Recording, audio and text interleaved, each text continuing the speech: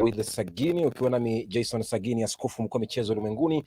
Kama ilivyo ada, mtazamaji, huwa michezo ni yetu na sport ni sisi. Mimi naitwa Jason Sagini, askofu mkuu michezo ulimwenguni. Kwa leo basi tunakuja kuchelewa, manake mgeni wangu ambaye ni Olympic semi-finalist Tokyo 2020 Ferdinand Omanyala kwenye mbio za 100 meters alikuwa amebanwa kidogo barabarani, lakini ameshafika mjengoni tayari kuweza kuzungumza nasi kuhusiana basi na safari ya kule Tokyo Japan ambayo ilikamilika hivi majuzi tu katika mbio zile za riadha. Yuko mkaa kule tayari kuweza kusema nami, lakini kabla ya hapo mtazamaji, naomba mtuwie radhi kwa kuchelewa, lakini wanasema bora kuchelewa kuliko kukosa kabisa. Kwa hiyo kabla ya kwenda mbali, ni vizuri tuweze kupasha misuli moto. Tukirejea tunajumuika na mgeni wetu ambaye ni Ferdinand Omanyala. Hiki ni kipindi cha Walk with Sagini live ndani ya mtandao wa Facebook na pia hiki ni pasha misuli moto. Siende mbali.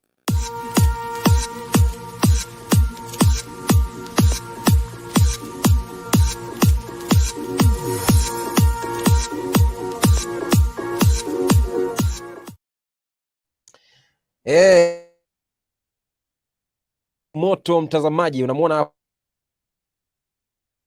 Omanyala ambaye kwa leo basi atakuwa ananiambia mengi zaidi. Omanyala, uko vipi by the way? Niko salama sana, asante kukunihavu kwa show na appreciate. Msamaha na wamesha kusamehe, kwa hiyo wamesha kuyaradhi. Natumai uko hali nzuri kabisa popote pale ulipo na uko vizuri kabisa Omanyala. Niko salama, nashukuru bana, nashukuru kuniita show. Imekuwa busy day ya poleni kwa kuchelewa. Bisa. Kweli kabisa mtazamaji, kama una swali nitumie kwenye mtandao wa Twitter Joroge_Dennis2 hashtag inakuwa ni Walk with Sagini.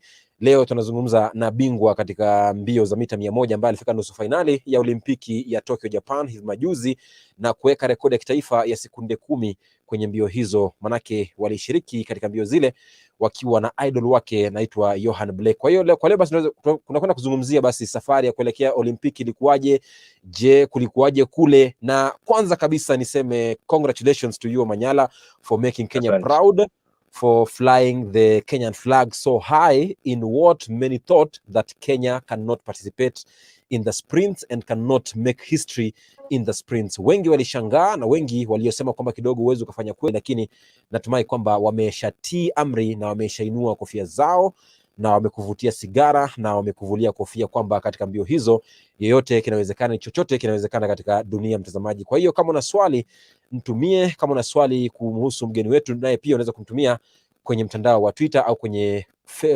comment section hapa chini kwenye Facebook, uniambie je una swali gani kwa mgeni wetu. Mimi naitwa Jason Sagini, askofu mkuu michezo ulimwenguni. Nianze kwa kusema kwamba kongole kwako Omanyala, na nianze kwa kusema kwamba ulipokuwa kwenye kipindi hiki mwezi Juni tulizungumza kwenye kipindi hiki cha Walk with Sagini na mkaahidi kwamba mtakwenda kule na mtafanya kweli, na ni kweli kwamba ulifanya kweli, na one of your aims was to run a sub 10 and also to lower the national record, na ilifanyika. Sub 10 ni kwa mtazamo wangu ilifanyika, manake sekunde 10.0 hiyo ni kama sub 10 kwangu mimi. Kwa hiyo ilifanyika, na lowering the national record to 10.00 from 10.03.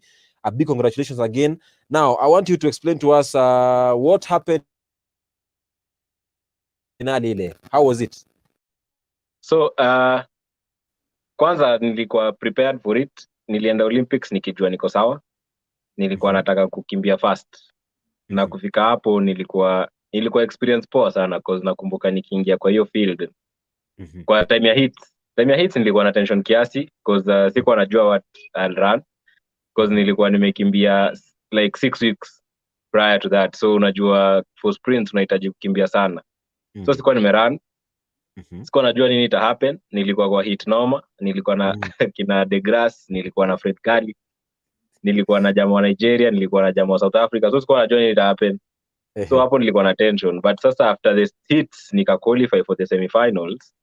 Semi-finals sikuwa na pressure mob, nilikuwa tu relaxed. Mimi nilikuwa na enjoy hiyo moment, nilikuwa tu najibamba yani. By the way, hebu niambie katika nusu finali ile, wakati kulikuwa na false start mbili hivi ilikuwa ni katika preliminaries hit 5, na nakumbuka kwenye kipindi bado nilikuuliza swali moja kabla ya kuelekea Tokyo, nikakuuliza kwamba can you name your best and worst moments, na ukanitajia kwamba one of your worst moments ni wakati ambapo ulipatiwa false start. Sasa hii false start ilitokea katika mchujo na ilitokea mara mbili. Wakati ambapo uliona yule raia wa Nigeria Oduduru alipofurushwa uwanjani kutokana na false start, what was going through your mind? Mi nachukia false start sana, cause unajua ukichapa false start the second time utakuja kwenda hiyo race haitakuwa as perfect as it will have been kwa the first round, as in the first time unaenda.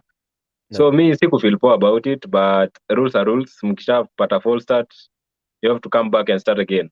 So lazima ningejirudisha back to something na nikimbie tena, of which ili happen, na nikashukuru God because alinipea hiyo grace.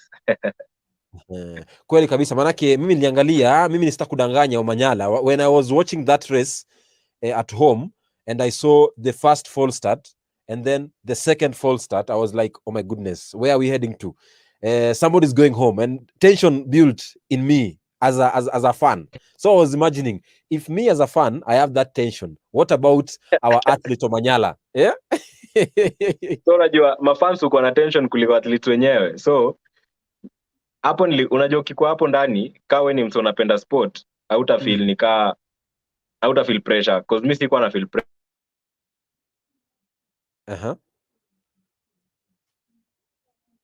Right, nilikuwa na enjoy tu moment yangu, so sikuwa na pressure. But our false starts pia tena zilituunda, but anyway it happened when it happened.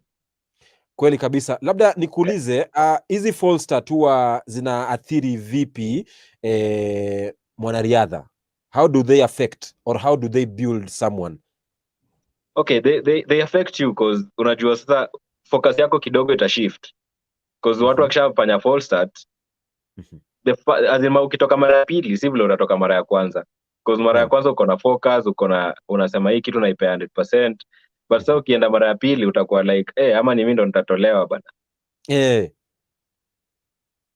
By the way, bila shaka mtazamaji, kama una swali yote ile nitumie kwenye mtandao wa Twitter @Jason_Sagini, @Njoroge_Dennis2, #WALKWITHSAGINI, hashtag inakuwa pia ni King of Sprint. Ferdinand Omanyala ni mgeni wetu kwa leo, ambaye anatupambia Ijumaa ya tarehe 6 mwezi wa 8 mwezi Agosti mwaka 2021. Nisome jumbe mbili tatu kabla ya kusonga mbali. Naona kuna wengi hapa waliokuwa wamengojea sana.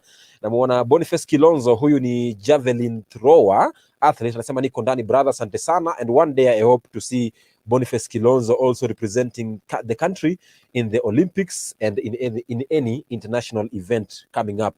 Asante sana Boniface Kilonzo, javelin athlete huyo, all the way from Ukambani. Na kuona pia Sami Kamau anasema congratulations our own, I miss you back to UN grounds. Asante sana by the way. Boniface Kilonzo anasema 10.00, hiyo ni 9.9. By the way, to me also is 9.9. Hiyo si 10.0, 9.9. Alright, asante sana Boniface Kilonzo. Edina Simon anasema kwamba congratulations Ferdinand Omanyala, that was a great show, you have been through a lot but we thank God that you pulled through. Bravo, asante sana. Kuna Elvis Indiaza Gustavo anasema good evening mabingwa, tunasalimika, gotea sana Ferdy, home of champions. Asante sana. Joshua Makori mwana sport anasema kwamba kongole sana kwa shujaa Ferdinand Omanyala Omanyala. Asante sana kwa hilo. Sasa nije kwa hili ambalo nikiangalia, this was your first Olympics and yes. I know as a debut it's a bit different from the other events and the other races that you've been participating. Now, how was this debut in terms of preparations and participating? So watu wengi walikuwa wananiambia ati experience will matter here, sijui ni event yako ya kwanza, so usi expect vitu mob, utatokea tu hits. But mimi nilikuwa nimequalify. I had qualified like all other people walikuwa wamequalify. So we had the same as in the qualification time at 10:05 tulikuwa tumeipiga wote. So haimaanishi ati sasa juu msali alikuwa amekimbia 10 as in msali qualify, we're not different. So mimi niliingia hapo nikijua I'm going to do my thing, I'm going to run fast. Alafu pia ukiangalia hii mwaka the times that I've been running imekuwa like equal to Hizo ma times zenye hasa wamekuwa nakimbia those South Africans, they were guys from America. So I knew I have a chance here, so nilienda hapo nikijua naenda kuhit hard.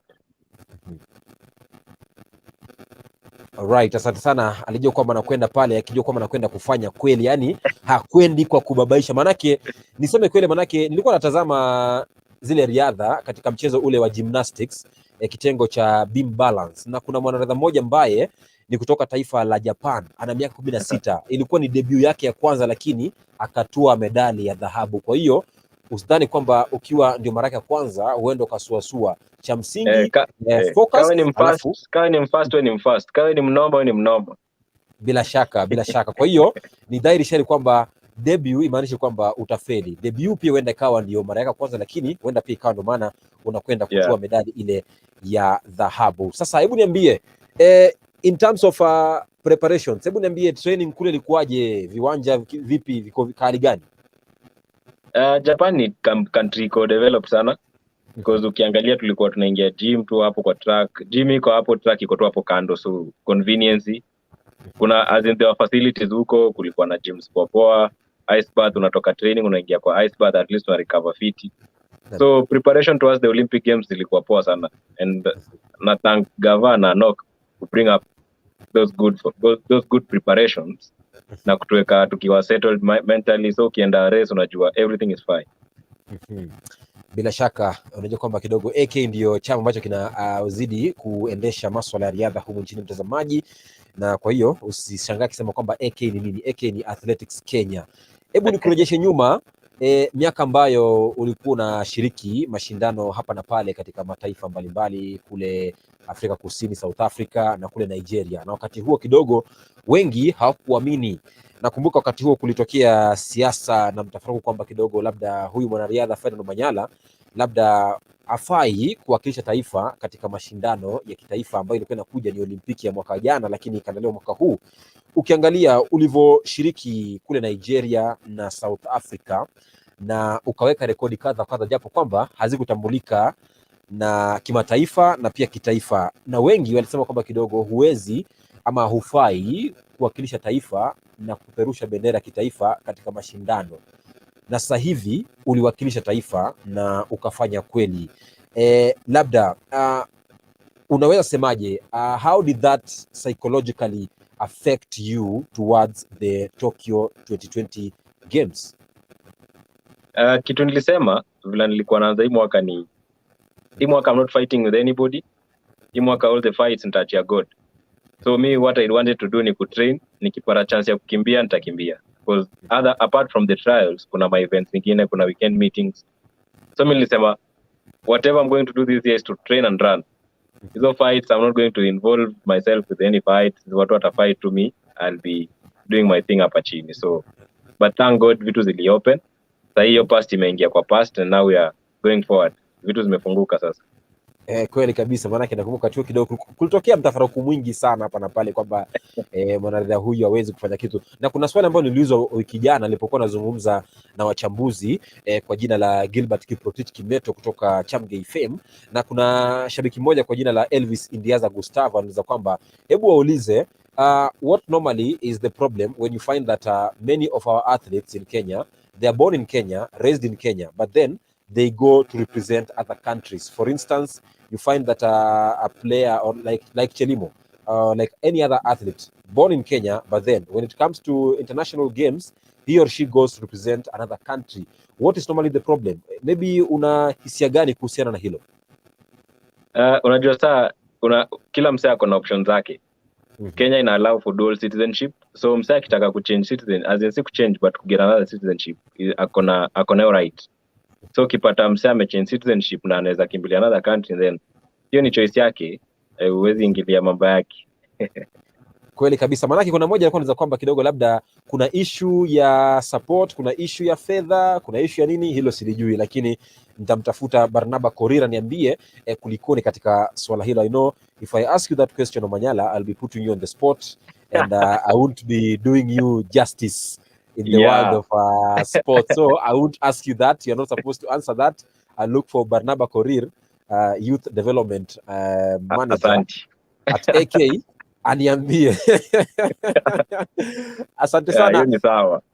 Kweli kabisa. Nirejea nyuma kidogo, manake Kenyans joke a lot, and you know, Kenyans with the memes here and there, they can do you justice. This is when Omanyala was participating in the semis, if I'm not wrong, right? Yeah, that's the semi-final. In the semis, No, na kidogo ini hits. Yeah, pembeni hapa huyu ni Grace, na kule kuna yule De Grace, kule pembeni kuna Marekani. Yani ilikuwa ni mbio sana. Hebu niambie, katika sehemu hii aswa, uko mbele ama uko katikati yao, you are among the top 3, what was going in your mind? Because I really want to understand what you are really thinking at this point. You are in the top 3. Hii ni race ya 10 seconds. I don't think uko na time hata kufikiria. Hapo hizi fikiria, hapa kitu naona ni finish line bana. Hapo hizi fikiria, ukifikiria hivi manze una lose it. You are losing a lot of seconds hapo. All right. Normally as Kenyans, you are best known for memes, you are best known for jokes, and Kenyans made this. Kenyans made sure that they can't miss to make such. This is the final. Yeah, this is the final, yeah. And then this is Chiellini of Italy against a player from Arsenal playing for England. His name kidogo inanipotea. Namsahau jina, mtaniambia nani. This was in the finals, England against Italy in the Euros. And it happened that Chiellini pulled this guy when he was going to make a counter attack. Kenyans normally with the memes. I remember this thing. You remember this thing, eh? Yeah. Very funny of it all. Then after that, Omanyala went through and raced in the finals and made history by putting that personal best of 10.01 in the hist 5 that is in the kwa mchujo, na kisha baada ya hapo akaweka rekodi ambayo ni ya sekunde 10.00 kwenye nusu finali, akiwa ni Mkenya wa kwanza kufika nusu finali ya michezo ya Olimpiki, katika michezo ya Olimpiki, haswa mchezo huu wa sprints, yani mita 100. Tumzungumzie huyu bingwa ambaye ni Johan Blake, Ferdinand Omanyala. Kwenye kipindi hiki bado uliniambia kwamba Johan Blake is your idol and you'll make sure that ukifika finali utamchafua, na ulimchafua kweli, ulimtitiga na ukamkalifisha. Hebu niambie, I know first of all it's a very big chance, yani ni bahati kubwa sana wewe kukutana na kio chako kwenye mashindano na kumbwaga. First of all, was it the first time you are meeting him? No, this is my second time because nilimit naye in Bahamas 2017. So this is my second time nilikuwa na meet naye.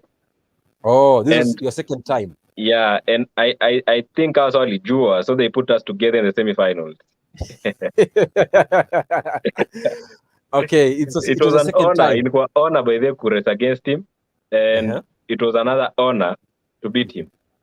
Beat him. I mean, like ilikuwa like a dream come true for me. By the way, manake kukutana na kio chako mtazamaji huwa si rahisi.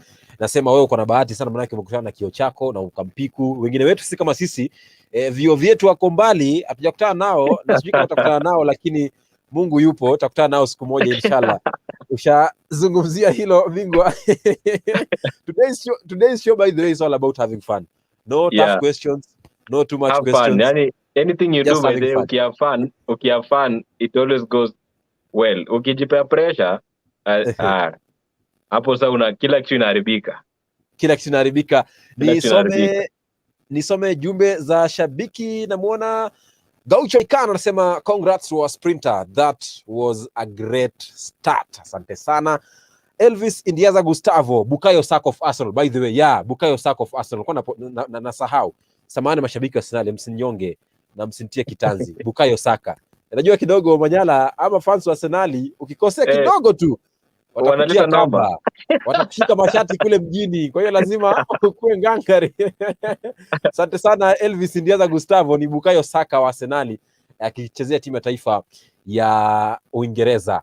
Sasa nataka kuja katika swala hili. Umezungumzia swala la kushiriki michuano ama races kule Nigeria na Afrika Kusini, lakini wengi wakasema kwamba kidogo uwezi, lakini ukaweza. Hebu niambie, what can you tell your critics at that time? What can you tell them now? Do you have any message for them perhaps? Hiyo swali ni ngumu, but naweza sema nitaendelea kustay humble, nitaendelea kuperform. So kama mtu anataka kupenda what I'm doing, apende. Kama anaona imbambi pia achane nayo. Aha. Alright, asante sana kwa hilo. To any critique, umeshasikia kwamba he will continue being humble and he will continue doing what he does best and what he loves best. This is Ferdinand Omanyala, live on Walk with Sagini on Facebook and YouTube. If you have any questions, if you have any message to send to him, you can send through our comment section on Facebook, also on YouTube channel comment section, or on Twitter at Jason_Sagini, at Njoroge_Dennis2. Hashtag inakuwa ni Walk with Sagini, hashtag inakuwa pia ni Team Kenya, King of Sprints Ferdinand Omanyala. Kabla ya kusonga mbali, Omanyala, unaweza kupiga tama la maji nikipitia mawili matatu kwenye kipindi hiki, manake leo kumekuwa na mbio kadha wa kadha kwenye kitengo kile cha 1500 kwa wanawake. Manake hapa nazungumzia Faith Kipyegon ambaye ameweza kutua medali ya dhahabu, ikiwa ni medali ya pili ya dhahabu hii kuweza kuitwaa kwa minajili ama kuitendea haki timu ya taifa ya Kenya na taifa zima la Kenya. Manake alishinda Faith Kipyegon kwa kumshinda Sifa na Hassan kwenye mbio hizo za mita 1500 kwa kuweka rekodi ambayo ni ya Olimpiki, rekodi mpya hii ambayo ni rekodi ya dakika 3 sekunde 53.11, akiwa basi ndiye Mkenya wa pili kuweza kushinda kuweza kushinda mbio hizi na kutetea ubingwa huu wa mita 1500 baada ya David Rudisha kufanya vivyo hivyo katika Olimpiki miaka iliyopita. Kwa hiyo kongole kwake Faith Kipyegon kwa kushinda medali hiyo ya dhahabu, ikiwa ni ya pili aswa, akimshinda huyu bingwa kutoka taifa la Uholanzi, na mzungumzia Sifa na Hassan ambaye alimaliza nafasi ya 3. Maana katika leo, by the way, katika mbio hizo za 1500 Sifa na Hassan alikuwa tumemzoea kwa mbinu ya kuweza kuanza mbio hizo akiwa wa mwisho, lakini kwa leo alianza mbio hizo akiwa wa kwanza, lakini katika ule mzunguko wa mwisho akaishiwa na pumzi la bingwa Faith Kipyegon kutoka taifa la Kenya, akamwonyesha kivumbi na kuja mbele na kushinda mbio hizo za 1500. Kando na hayo ni kwamba pia bingwa kutoka Kenya Emmanuel Korir naye pia aliweza kutua medali ya kwanza kabisa ya dhahabu katika mbio hizi, katika mbio za 800, akiweza kushinda mbio hizo kuweza kushinda medali ya dhahabu sawa sawia pia na Ferguson Rotich, Mkenya mwenza ambaye alishinda medali ya fedha katika mbio hizo za 800. Alafu pia Ivan Kieng naye pia ameshinda medali ya shaba katika mbio za mita 1300 urukaji viunzi na maji, baada ya kucheza pale na kuweka rekodi ambayo ni nzuri na kushindia Kenya medali ya shaba. Benjamin Kigi naye pia alishindia Kenya medali ya dhahabu katika medali ya shaba kunradhi, katika mbio hizo za 1300 urukaji viunzi na maji. Helen Onsando Obiri naye pia aliweza kushinda medali ya fedha katika mbio za mita 5000 ambapo huyu bingwa kutoka Uholanzi namzungumzia Sifa na Hassan naye pia aliweza kushinda medali ya dhahabu. Kwa hiyo kufikia sasa hivi ni kwamba Kenya ina medali 6, 2 za dhahabu, 2 za fedha na 2 za shaba. Nimeshakutajia wale wote ambao waliweza kushinda medali hizo zote, na kama hujasikia basi zinapita hapa chini kwenye kiwambo chako, kwa hiyo unaweza kusoma na kuweza kujua nani alishinda wapi na alishinda medali gani na gani, mtazamaji. Kwa hiyo kufikia sasa tunasema kwamba kidogo kongole kwa timu Kenya, manake kushinda medali zote hizo 6 si rahisi na hakuna jambo lo rahisi, mtazamaji. Kwa hiyo naye pia huna budi ila kuwasifia wanariadha wetu. Moja kwa moja nije katika swala hili la usafiri kutoka hapa Kenya hadi kule Tokyo, Japan. Ferdinand, first of all, we did not travel to Tokyo. We don't know how the weather was. We don't know how the roads are. We don't know how the traveling protocols were. We don't know how you are living there. So we want to understand as fans, your first day in Japan, how was it? Nilikuwa nisha Google nikajua weather ya Japan inakaaje, because before niende place mi huangalia weather, naangalia kila kitu about that place. So nilikuwa prepared. Nilifika hivi nikijua niki-expect, niliona vitu zenye nilikuwa nimegoogle, nikaona kila kitu nilipata, so sikuwa surprised. My first day, as in my mind was running. So hata sikuwa na kuwa amused na vitu zenye nilikuwa naona. Alright, asante sana kwa hilo. Labda uniambie hali ya anga ukule ilikuwa vipi? Maanake najua kama kidogo hali ya anga ya Nairobi na Tokyo si sawa. Ilikuwaje? Tofauti sana. Huko kulikuwa na joto mob because tulikuwa tunaoperate na 31 degrees up and above. So hiyo joto ilikuwa mingi because hata ukiangalia kwa track ulikuwa unaona heat wave, yani nikaa track inatoa moshi because ya joto. Of which ili favor sprinters because hiyo joto ni sawa. Ukiwarm una warm tu kiasi ushawarm. So ni weather poa sana. Ni weather nzuri sana. Once upon a time, I traveled to Uganda and I went for a certain local tournament. Nikakwenda kuangalia tu kulikoni. And when I reached Uganda, I was kinda got with some culture shocks. You know, these culture shocks, when you travel to different countries, you find that there are some culture shocks you get or you encounter. For instance, for my case, I found that there you can eat matoke and groundnuts as food. the same way here in Kenya, you can eat ugali and skuma. You can eat ugali and cabbage. Now there, you can eat matoke and groundnuts, crushed groundnuts. And you can also eat matoke and tomatoes as vegetables. You see, for me, it was very hard. Now, for you, I don't know how was it for you encountering these culture shocks. Can you just take us through a few of the culture shocks that you went through in Tokyo in this event? So, sikupata culture shocks because, Olympics is like, it's an international sport. Tulikuwa tunaishi kwa village, so we never got the chance to interact so much with the other outside community. And unajua, kwa village, there's everything. So, there are different kinds of food. So, sikuona like there was a culture shock there because we never got the time to interact with the Japanese guys. Right, tumezungumzia Olympic Village, Athletes Village, nitakuja hapo muda si mrefu, lakini nipenda uzungumzie pia masaa, manake sasa hivi hapa nchini Kenya, Nairobi, saa za Afrika Mashariki ni saa 2:57. Kule Tokyo najua kwamba ni masaa kama 6 kabla. Hiyo ndo alikukupa tatizo lote lile? Mimi nilikuwa naambiwa ati ukitravel ufai kulala mchana juu ita affect your sleeping pattern. But mimi nilifika huko nikajilaza, ikafika usiku nikalala, nikafika asubuhi nikalala tena. So nilikuwa nashangaa sikuona nika imeni affect. So hiyo time difference there because now the only thing that nilikuwa affected nayo ni time ya kuongea na family because time unapata free time at least saa hii they are sleeping because Japan iko 6 hours ahead. So unapata saa hii ni kitu around saa 8 usiku.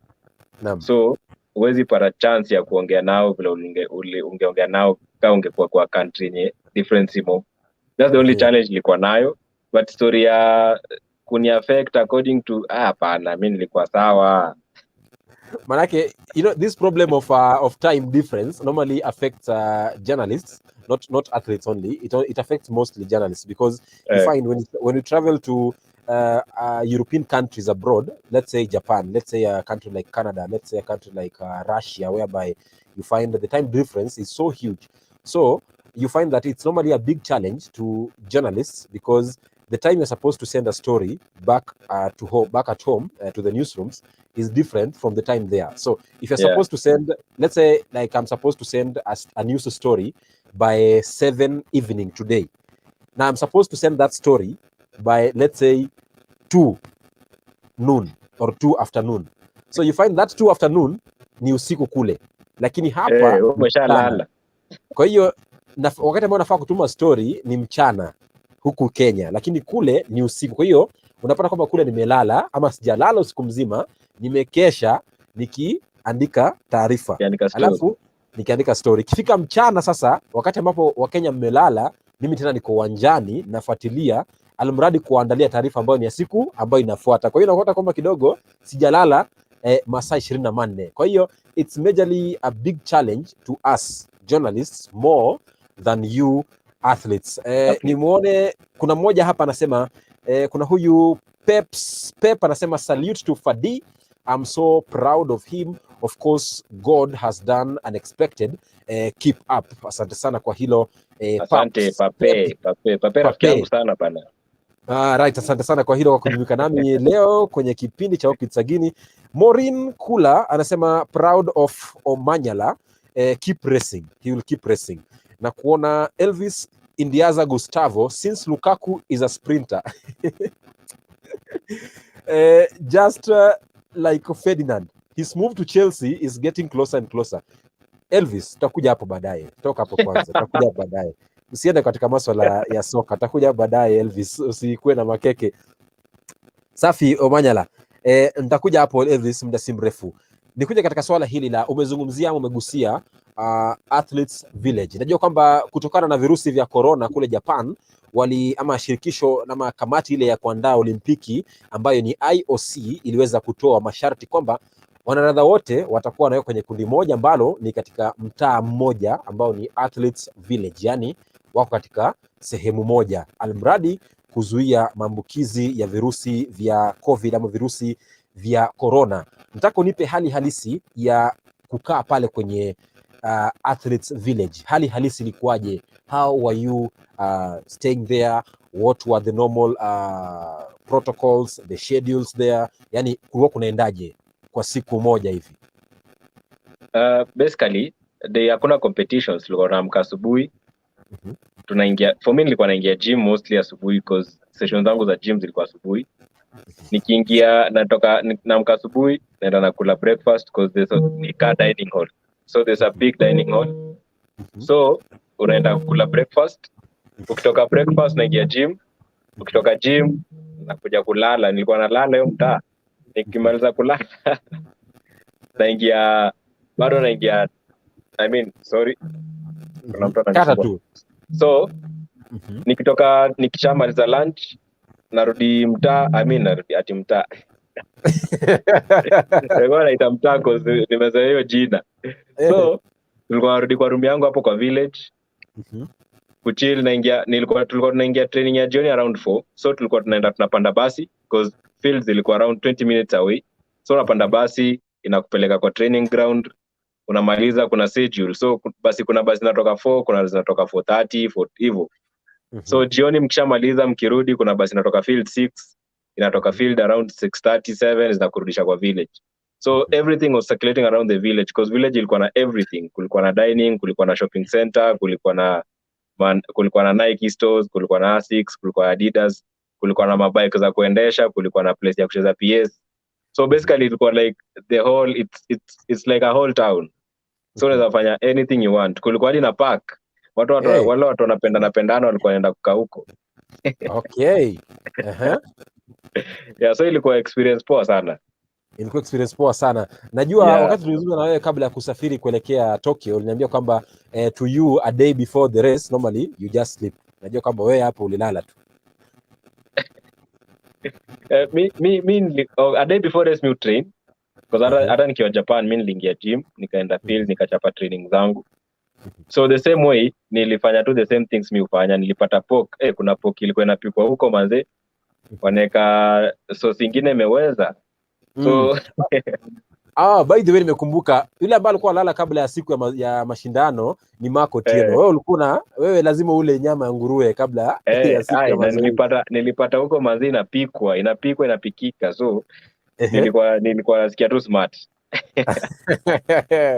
Asante sana kwa hilo Ferdinand Omanyala ambaye kidogo anasema kwamba siku kabla ya mashindano lazima ale nyama ya nguruwe, manake hiyo ni kama superstitious stuff. Manake nakumbuka katika mchezo wa soka haswa katika timu ya Aston Villa, mchezaji ambaye amehamia kuelekea Manchester City hivi karibuni kwa pauni milioni 100, nazungumzia Jack Grealish. Yeye ana superstitious thing kwamba yeye hawezi kuvalia soksi kupitia ama ipite kwenye magoti, anavalia hadi kwenye ankle. Almradi akivalia kwenye ankle atacheza vizuri, lakini akivalia kufika kwenye magoti siku hiyo, basi itakuwa ni siku mbaya kwake na hawezi kufunga magoli. Nadhani makala hayo nitakuandalia mtazamaji karibuni uweze kuwasikia, uweze kujua ni kwa nini wanariadha hawa kama Ferdinand wanakuwa na mambo ya tuseme ushirikina, ama si ushirikina pase, yani ubaya, ushirikina kwa uzuri, yani superstitious stuffs, yani mambo ya kuamini kwamba nisipofanya hivi sitafanikiwa, nisipofanya hili mambo yataenda sawa. Kwa hiyo it is something that normally every sportsman has. You normally see any sportsman, any footballer, any rugby player, whenever they come into the pitch, they normally do a sign. They just do something that they believe, if I do this, everything will go well this day on the pitch. So with pork, that's about Omanyala. He believes akila nyama ya nguruwe lazima atavunja rekodi za kitaifa na atashinda medali hapa na pale. Kwa hiyo mambo yanakwenda vile vile, mtazamaji. Sasa ningependa niambie kuhusiana na facilities kule Japan. Umefanya mazoezi kule katika gym na viwanja vya kule Japan, kule Tokyo. Najua kama ni tofauti na hapa nchini na hapa nyumbani. Labda hebu niambie the difference iko wapi, and what can we do as a country to make sure that at least our athletes get that exposure to better equipment. What did you see there and how are they? So gym niliona huko, kuna gyms hapa Kenya ziko fiti sana, but they are expensive. So ka country inaweza develop and bring something cheaper, of which sijui inaweza happen, but facilities za Japan zilikuwa poa compared to the facilities in Kenya. Wako mbele kiasi, because unapata kwa gym there's everything you need kutumia. So unapata pia because na space kubwa unaweza kimbia ndani ya gym. So hiyo ni kitu ilikam in handy sana. Because unapata sometimes gym ilikuwa kwa village, kulikuwa na gym kwa village, but track ilikuwa mbali. So unaweza pata uko na session ya gym na track. So at least unaweza fanya kitu hapo ndani ya gym, of which ni kitu ili help sana. But mi nimekuwa nikisema you can create something, as in unaweza kuwa creative. Kama kuna kitu unaweza fanya yenye uoni, as in unaweza fanya Japan but uko Kenya, try and create it. Si lazima uko na ngoja facilities zikam ndo ufanye what you want to do. Use what you have to get what you want. Kweli kabisa mtazamaji, use what you have to get what you want. It doesn't matter you have a few, use that few to maximize the benefit. Alawa Safi Omanyala, I want to take you back to 2017 because I want to talk about something so sensitive, but in your sense only, not touching on anyone and not mentioning anyone. But before that, let me just go through a few comments here, because I know without reading the fans' comments, we might not have the show. Watazima data. Ni some Timo Naini anasema, Ferdinand Omanyala, we are proud of you bro. Keep representing us. Kenyans are proud of you. Naona kidogo, the love is very big by the way. Gladys Midech anasema, I am extremely proud that he helped us make a mark in the sprints. By the way, thank you very much. Hilda Chepto anasema, he did us proud and the future looks bright. Namuona bado Midech anasema, he looks like a Manchester United fan. Ni kweli au uongo? Mimi si fan wa football bana. Asante sana, ushajibiwa Gladys Midecha na kuona Hilda Chepto. We should diversify in sports. Kuna a lot of talent in different disciplines. Kweli kabisa, nilizungumzia hili katika kipindi kilichopita, na ni kweli kwamba tunafaa tutanue mabawa na tuweze kuweka wanariadha wetu wawe katika mbio tofauti tofauti. Ndio maana kidogo China wana medali nyingi zaidi ya 70, na maanake wao wapo kwenye kila mchezo wa riadha kule Olimpiki. Timo Media kupitia YouTube anasema, Ferdinand umewapa motisha wanariadha wengi, na pia nadhani ni challenge kwa wachezaji ambao wamejificha kwa rugby ilhali nyota yao iko kwenye mbio. Kweli kabisa, asante sana kwa hilo, manake huyu Omanyala alikuwa mchezaji wa raga mahiri kweli kweli hapo mbeleni kabla ya kujiunga na mchezo wa riadha rasmi kabisa. Now back to 2017, whereby there was an issue in 2017, and I know there was a story from different people, but I will want to hear your side of the story, what went and how it went, before coming to get to know what you can do about it. Now, can you just tell us the side of your story, what went through or what happened? Sipendi kuongelea story juu inanitonesha kidonda sana. Pole. Sasa hivi tulishapitana nayo story. Sasa hivi tu ziko sawa. So ninge prefer tuiachane nayo. Gusia tu kidogo. Juu nimeiongea sana, so ni kitu ilikuwa emotional sana, ni kitu ilinifanya nika go through hard times and so ndo vile nimesema tu sipendi kuiongelea juu sasa tuko on the positive side, tunaongelea Olympics, tunaongelea World Championships next year, Commonwealth, Africa, so acha ibaki vile ilibaki hivyo. Kweli kabisa. Labda ningependa labda uwape wanariadha ambao wanaibukia na wanaibuka, manake kuna huyu ambaye amezungumza hapa anaitwa Timo Midi, amesema kwamba kidogo unawapa motisha wachezaji wengi ambao wanaibukia katika mchezo huu na wanaibukia and they will find this challenge when they grow into the sport, and it's very best of you as one of the successful athletes to mentor them and also to show them the way. That happened to you, you talk about it, but then you can just advise those who are upcoming in the sport. What can you tell them about that issue of doping? So in Zambia, athletes on upcome, it's all about patience, it's all about working hard na kukuwa careful with anything that you take, because ukijiget kwa mess, you'll be responsible of what gets into your body. So kuwa too patient, no shortcuts, work hard, everything it'll come to with God's time. So pia msigive up on what you're doing. Unafanya kitu unaona manze hii kitu haingii, una push, unakimbia time yenye hutaki kukimbia, endelea work hard, endelea kujipa targets every day. Ingia training leo ukisema unataka kuwa better than yesterday, with that keep going, utakuwa na keep going. Unasema leo manze nimekimbia, let's say umekimbia 300 meters, umekimbia na time fulani, kesho na kama unasema 300 meters nataka nipunguza haraka ni sekunde moja ama 1 microsecond, it matters a lot. So usiwahi give up, kuwa patient. Hii kitu ni progress. Huwezi expect kutoka 0 mpaka 100 na siku moja ama na season moja. It takes time. So usiharakishe anything, kila kitu itafall in place na time yake. By the way, Mungu ndiye mpaji na Mungu anakupa unachostahili, hakupi unachotaka. Mtazamaji, ameimba Harmonize kutokea Konde Gang kule Tanzania, akasema kwamba Mungu anakupa unachostahili wala hakupi unachotaka. Mtazamaji, na kuona Jafet Kebenei anasema well done Omurwa, proud of you. Na kuona pia Vera Roy anasema Ferdy hongera, asante sana. By the way, Omanyala, when you won, I was just in my head, I was just Omanyala all through. Even when I called you, can confess, that's what I said to you. Omanyala, that's the thing in my head all through, since when you ran your first hit until your semi-finals, it was just Omanyala. So thank you Vera Rory for Rory long jumper bana, mnoma sana. Kweli kabisa.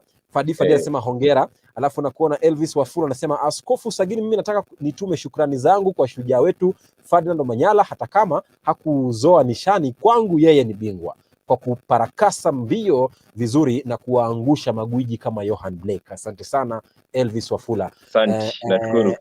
Asante sana. Na uona Cliff Omwenga anasema nipo ndani kaka, asante sana Cliff Omwenga. By the way, such long messages Omanyala from Elvis Wafula, from Timo Media, such long messages. I know you got lots of them after participating in the semi-final.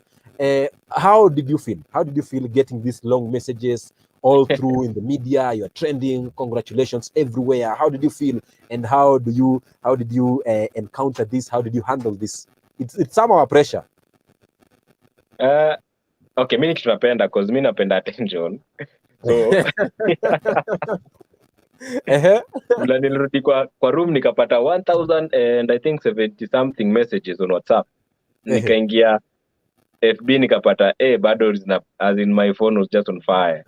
Bado na reply bado sijamaliza hata kuzireply, but the comments zilikuwa positive and I appreciate these guys a lot. Mimi ndio kwa make proud, ndio ku work hard, ndio kufanya hii country kwa proud na ijulikane kwa sprints. Ni change notion ya only the Caribbean countries wanaweza sprint. So hii kitu is not for anybody. It's not that God alisema wacha niweke hii side pekee sprinters. It's all in our minds. Ukichange your mind, you can change everything. It's all mind inabeba everything that you believe in. Kweli kabisa, kweli kabisa. Nisome wawili watatu kupitia WhatsApp hapa, wako wengi manake wanaingia wanasema tu kongole kongole kongole, kwa hiyo lazima nizisome zote.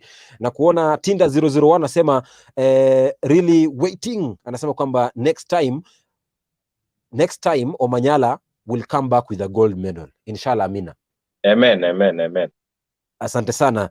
Namuona Musa Kagula anasema finals za Olympics zimeendaje football? Nitakuarifu hapo baadaye. Gaucho Meikana anasema tuko live, asante sana. Fabian Manchester Boy anasema tuko live, hii ni kupitia WhatsApp group ya kwangu ya Walk with Sagini. Namuona Mshax Kevin anasema mambo ni halwa. Kuna huyu anaitwa Vinjeri kutoka Mwihoko anasema waiting, na anasema show babu kubwa leo inapendeza kweli kweli. Namuona pia mwelekezi wangu Dennis Njoroge anasema kwamba huyu kaka nilijua kwamba atafanya kweli, he is a beast, he is a champion. Kauli yake nzito kutoka mwelekezi wangu asante sana Dennis Njoroge. Na kuona Brian kutoka Kisii anasema remember Olympics 2012, anazungumzia masuala ya Waganda na Kenya. Asante sana. Alex Kefa anasema kazi nzuri ya skofu, zidi kupaa, nyote mnafanya kazi nzuri. Nashukuru sana magwiji kupitia mtandao wa WhatsApp. I want us to come to the final part of the show because this is not an interview, this is a show. Sitaki kusema ni interview because we said today we are having fun, we're not asking questions. Tunapiga story hapa. Leo tunapiga story tu peke yake. Kwa hiyo niangalie WhatsApp nani anasemaje mwingine hapa kabla ya kuja kwenye YouTube na Facebook. Arocho alikuwa anatazama, aliniambia kwamba asubuhi kwamba kazi nzuri, alisema atatazama na natumai kwamba anafuatilia. Asante sana Fred Arocho.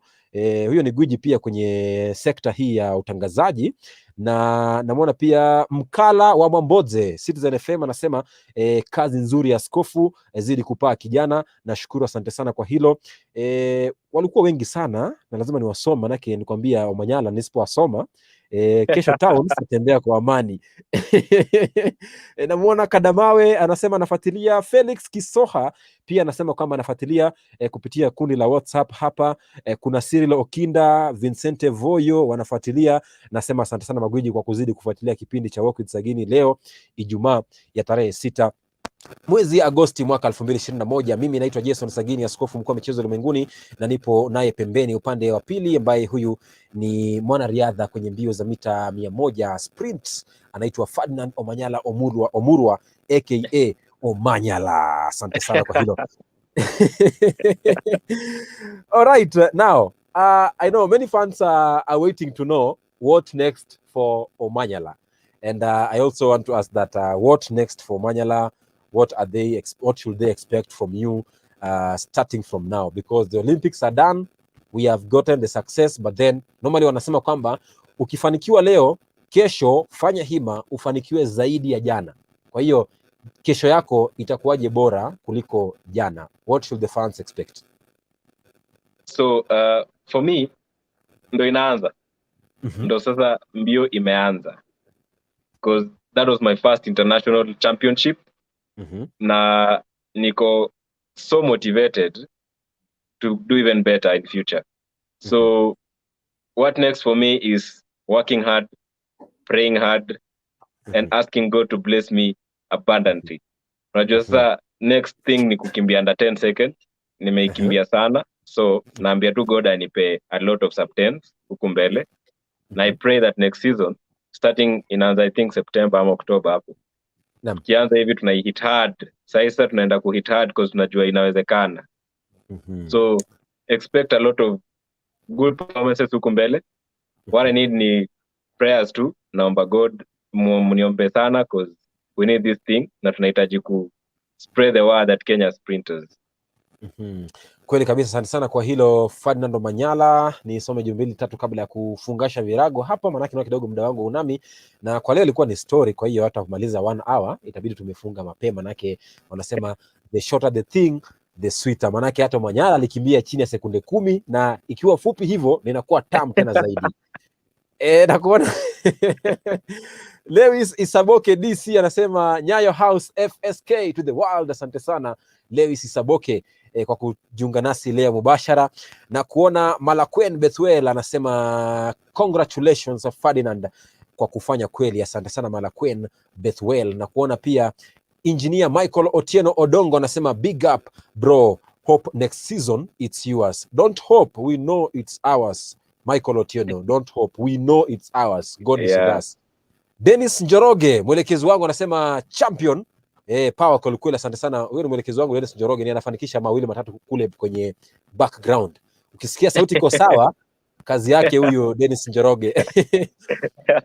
Elvis Papa Wafula anasema kila laheri Omanyala kwa msimu ujao. Asante sana. Bado anasema kwamba umekuwa poa sana, mchana mwema Ferdy. Asante sana wote waliotenga muda kujumuika nasi kwenye kipindi cha WALKWITHSAGINI live. Najua kwamba there is a Paris is coming very soon. Wanasema Paris, Waingereza wanasema kwamba Paris is coming very soon. Paris 2024 yeah. 2024. Kwa hiyo Paris is coming. Hizo ni michezo ya Olimpiki mwaka 2024, itakuwa inachezwa kule Paris, katika mji wa Paris, ikiwa ni katika taifa lile la Ufaransa. Kwa hiyo kule pia tunatumai kwamba Omanyala atafanya kweli na kutua medali ya dhahabu. Lakini kabla hapo kuna Commonwealth, kuna mbio za kitaifa humu nchini, yani kuna mingi ambayo yanakuja msimu ujao. Kwa hiyo mtazamaji, weka macho juu, kaa ange, usilale. Walisema, alituambia kwamba mnunue TV useme kwamba ukuona, na ni kweli kwamba waliona ulichokifanya kule Tokyo, Japan. Mimi sina la ziada. I want to say a big thanks again Omanyala for making time to talk to us this evening. I know I am among the few who you accepted the honor to have the show on the show. So it's a big honor. Nasema asante sana. Najivunia kuwa mojawapo wa wale wachache ambao walikubaliwa kufanya mahojiano. Nasema asante sana Omanyala kwa kuniruhusu kufanya hivyo. And I wish you all the best in your next season, and congratulations once again. Say hi to your family. I know we couldn't talk to your other half, lakini kama wako unaweza mleta ndani. Akombali, nyumba ni kubwa. Akombali. Ni sawa, hamna neno. Acha nimuite by the way. Muite by the way, atuambie mawili kuhusiana nawe, manake ningependa kujua una nini. Kwa hiyo mtazamaji, ni gumzo hilo, lakini anapomleta pacha wake ni kupeperushia basi leo Kenya iliperform vipi, manake leo Kenya ilishinda medali ya dhahabu kwenye mbio za mita 1500. Huyu ni Faith Kipyegon akimpiku Sifan Hassan wa Uholanzi na kuweka rekodi mpya ya Olimpiki ya sekunde ya dakika 3 sekunde 53.11 ambayo ni Mkenya wa pili kuweza kuweka rekodi ambayo ni sawa na David Rudisha. Asante sana Omanyala. Ndio huyo hapa nimemleta. Tuambie nani, atumjui. Tuambie nani. Jintroduce. Omanyala, tuambie nani. Sasa in front of you is Laventa Amutavi. Ready to present to you. So, nimekuwa naye by the for long since 2016. So amekuwa hata before hii fame yote come. So yani yeye ndiye pacha safari pali imetoka na udem bana, ni mbali. Ni mbali kweli kweli, na nafurahi kwamba kidogo na mtu ambaye anakupa motisha na anakusapoti kutoka chini hadi juu, na kiasi kwamba unazidi kufanya makubwa. Labda umesema Amutavi. Laventa, yeah. Laventa, I want to know one thing. There is one fan who asked me, I should ask you this question. That's why I asked him to bring you here. There's one fan who asked me, Omanyala doesn't seem like is someone who gets angry. Hakai kama mtu ambaye anakasirika. All through we see him, he's laughing, he's smiling all through. So this fan wanted to know, does Omanyala get angry at some point while at home? No. Amoi kasirika? How can he? Aju kasirika by the way. I think mimi ndo ujaribu kidogo. Okay.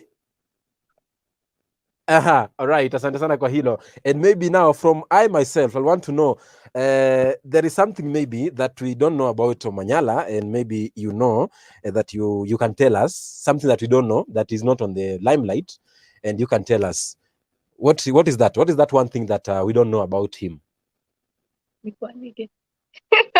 Oh, he's a very prayerful guy. He loves God. And also he's very playful. Kuna mchezo mingi. Oh, okay.